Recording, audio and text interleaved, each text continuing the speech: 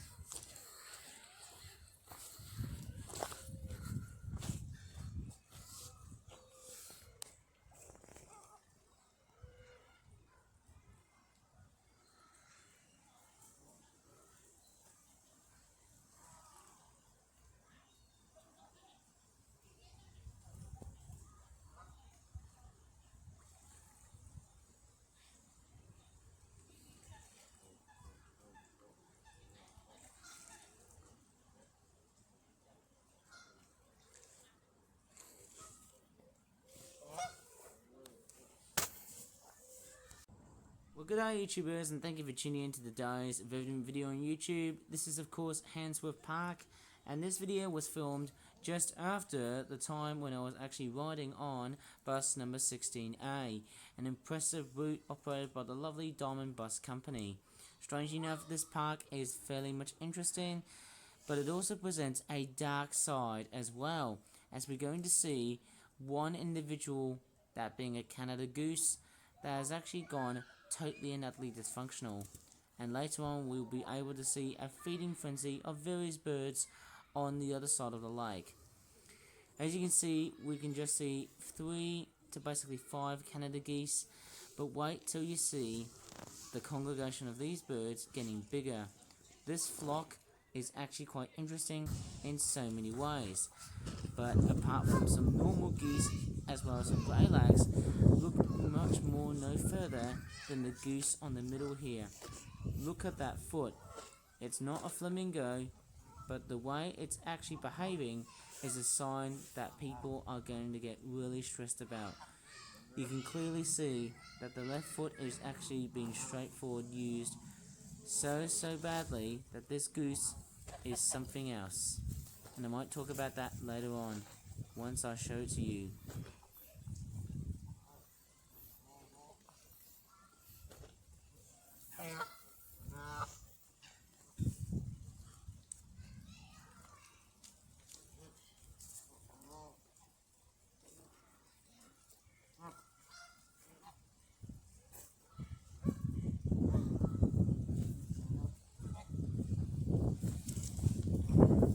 So the video can actually just see of what the problem really lies.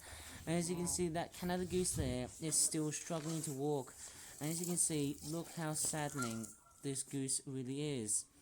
It's just such a shame to just see that Canada goose actually limping. And as you can see, that left foot is not very much functioning anymore. I actually kind of feel sorry about this goose here. It looks like he's actually limping.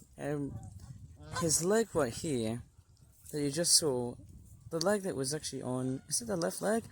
It's actually straightforward limping. I don't know what's happened to that goose. I don't know what's going on here, but it looks like he's got the wrong sort of foot. I don't know if this is a genetic disorder or something like that, but I think this goose looks like it's got the wrong kind of foot, or it's limping. Oh, the poor thing. I don't know what's going on with this goose here, but this one looks like...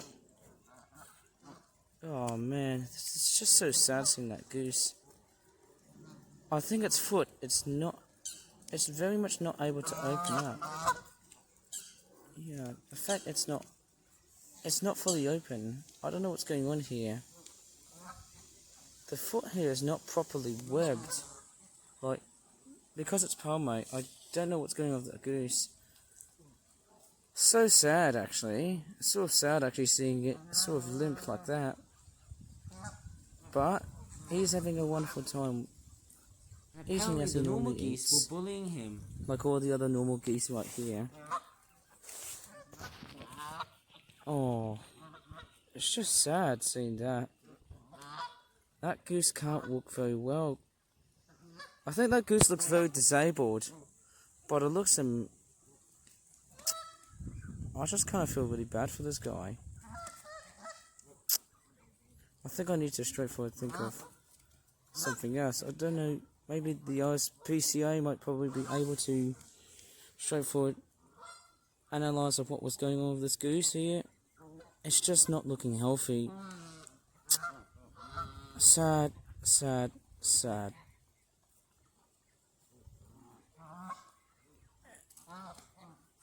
Oh well. And there's another one right here as well. This goose here is also feeling a bit of limping as well too. That one there as well too. Oh man, I don't know what's going on here. It seems to have got two very straightforward, cramped-looking geese here. I think they're both Canadian, and they all have the same problem. And this one has got like an angel wing on the middle here. Can you see it? That is an angel feather wing. That's an angel wing syndrome here. There's actually, yeah, this park. Man, I don't know who's going to look after all of the geese here, since these birds are actually straightforward wild, and they've been introduced all the way from Canada, or the rest of North America, as I like to call it. Oh, the poor thing. It's just very much sad to see it not walk very much well, like all the other normal geese are. I think it's the two. I think it's just the two of them. The one with the angel wings are right. It's just that there's a bit of a disorder. There's a bit of a syndrome going on with the wing on the right, which is not looking very right at all. Anyways, they're having a wonderful feed. Oh man, if anything I could just straightforward do something to this goose here. Probably call the RSPCA and that sort of stuff. And that right there is a roosting flock of black-headed gulls.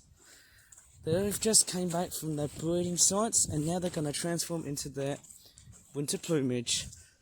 You know, with just white, but with like a dark spot in the middle. Actually, right away from the eyes, I have to say, hey.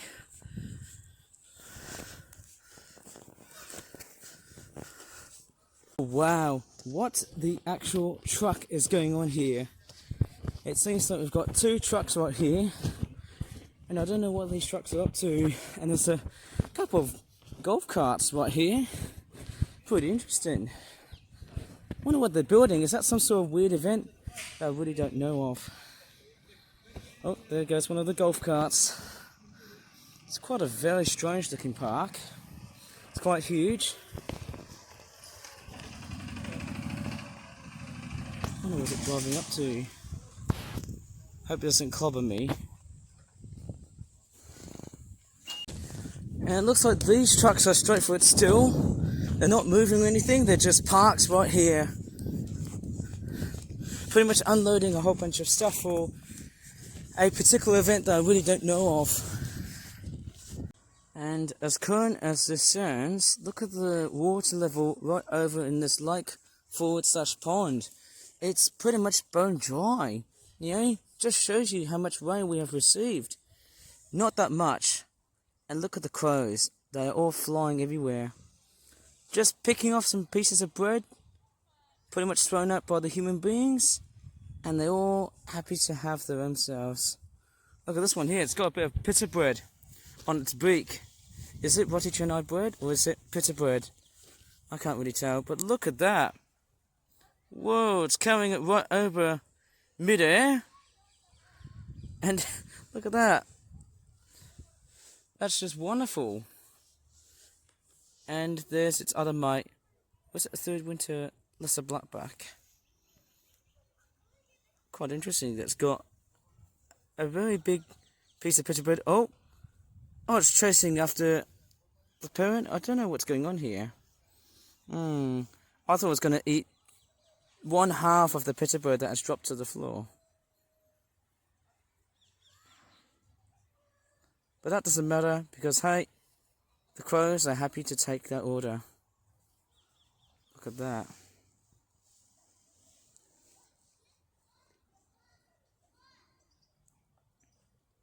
And the crow is straightforward coming in towards... Wow.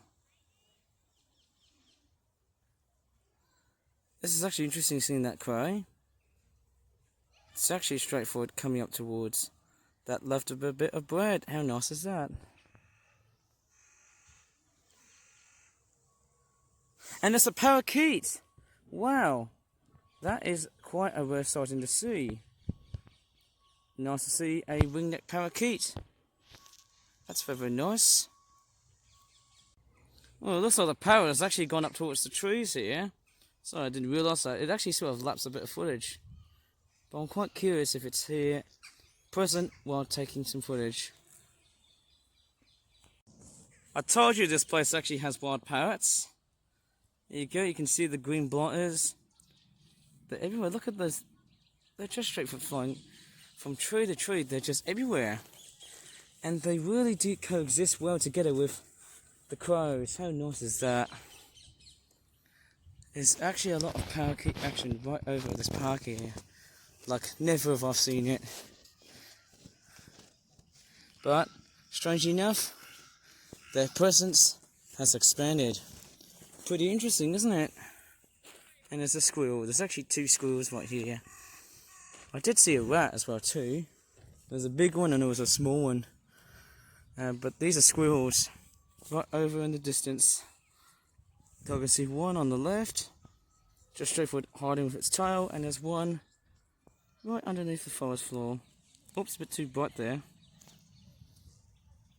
And it's actually gone right underneath the grass. This is quite a nice park if you ask me.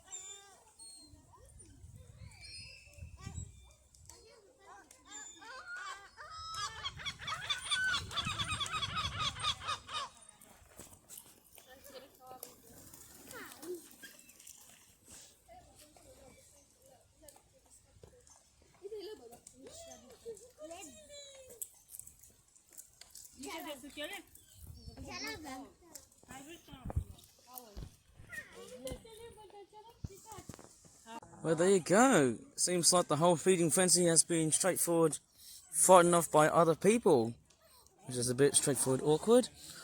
In fact, very much so awkward if you ask me. And that is it. That is the rest of what I've fed so far to the birds. Just regular old potato chips. There's a lot of geese right there. And there you go. There's the one with the angel wing feather here. It's not looking that great in condition. It's the one that's preening its feathers. Can you see that one in the middle? That's the one which has got the angel wing feathers. And look at this one right here. You know, it's funny, that goose there looks like it's molting some feathers. Looks like it's, you know, looks like its feathers has pretty much been saturated or maybe made out of, how'd you call it, pipe cleaners and all. Oh, it could be something else. That's a very strange looking goose. It looks like it's just dismantled its old feathers. How cute is that? Looks a little bit strange and a bit weathered and a bit shaggy, that goose right there. Don't know if it's the right thing to look at it. It's basically just going through a molting process. That's what they do after the initial breeding season. How nice is that? Well, I could tell you what, my trip to Handsworth Park wasn't too bad after all, feeding the birds. So I'll tell you what, if you really enjoyed that very impressive feeding frenzy and the whole tour of the park, well, not whole of it, but I just wanted to see the natural bits of it. If you really enjoyed this video, please give this video a good like, subscribe for more for that videos in the future, and that's it. Thanks so much for watching as always. Bye for now. I know, but some people have said to me, hey Ivan, where is the other side of the lake? Well, there you go, there's the pigeons just grazing on what looks like to be old cereal. A little bit like tiny donuts or bagels if you ask me. They're just gobbling it like mad. And they're doing it for real. Look at that. Look at this instantaneous feeding frenzy. Isn't it just satisfying to watch? Or is it just congesting the whole video? You guys can tell me. Maybe it's my voice or whatever.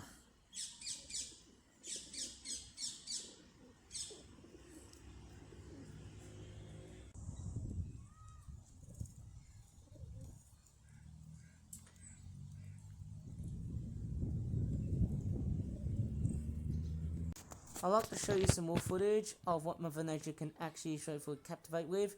And as you can see here, we've got a mute swan, presumably a female, because if you look at the knob, it's actually much smaller than it is on the male mute swan, which is pretty much known as a cob. And I think on the female, it's called a pen, or she is called a pen, reflecting on the gender that I'm referring to.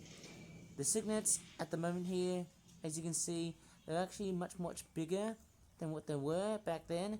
And I've also decided to take footages of a rat that is trying to maraud some swans. But in this case, hey, it's a very totally different story here. And as you can see, the swan is very much guarding in position of her cygnets. Now I wonder where the male mute swan must have been up to if you would have paid attention to the whole video on my whole YouTube channel alike. And as you can start to see, the rat comes along and decides to come for a bit of a hitchhike. And yes, as you can see, the cygnets are straightforward, relatively big. They're able to fend themselves. And I'm pretty sure by the time when they get older, they might as well become like their mum and dad. The rat, as you can see here, it's very sneaky. And it's also fairly straightforward, gnarly and narky at times. Just scuttling away with a few of his mates, or should I just say his and her mates, along the way here, because rats are fairly capable of being reproductive. And as we turn towards the swan here, you can start to see how very much relaxed this bird is. And as you can see, just look how straightforward slim the female is than it is with the male. I'm pretty sure that's just a female keeping an eye on her cygnets. Amazingly, this swan family is straightforward, fairly resilient. And why have I decided to take some footage of this mute swan watching over her chicks, which are now fully grown, is because I've noticed that there is a rat trying to raid through this territory of where the swans are. Now, no, rats don't usually go up towards swans because swans usually seem to detect rats as a major threat, in this case it's either for food competition, or even in this case that during the breeding season rats are the main predators for cygnets. In fact, cygnets are their main prey during the breeding season, and this can upset mute swan territory, if you know what I mean. The other interesting aspect is that male mute swans actually seem to weigh so much heavier than that of the female. And as you can see, that female mute swan is still guarding alongside with a few things as she was about to approach that male mallard, who overall is straightforward getting a nice, totally different reversible makeover. And as you can see, I'm actually straightforward standing at a very totally and utterly clear distance, so that the swan mother can just straightforward, nonchalantly, just straightforward eat and watch over her chicks or cygnets, as you can start to see just how very much watchful this bird is. And the rat is also straightforward there as well, which in that case, the swan might be able to guard against what he has just seen or what she has just seen. In that case, that is the female that you're looking at here. But I'm just straightforward seeing of what this rat is doing, and oddly enough, this behaviour is mainly linked to how humans throw out food, even more so these days. It almost feels like a complete and utter vicious cycle that we're facing here. Okay, I better end this video here. As always, thanks for second time watching again, and bye for now.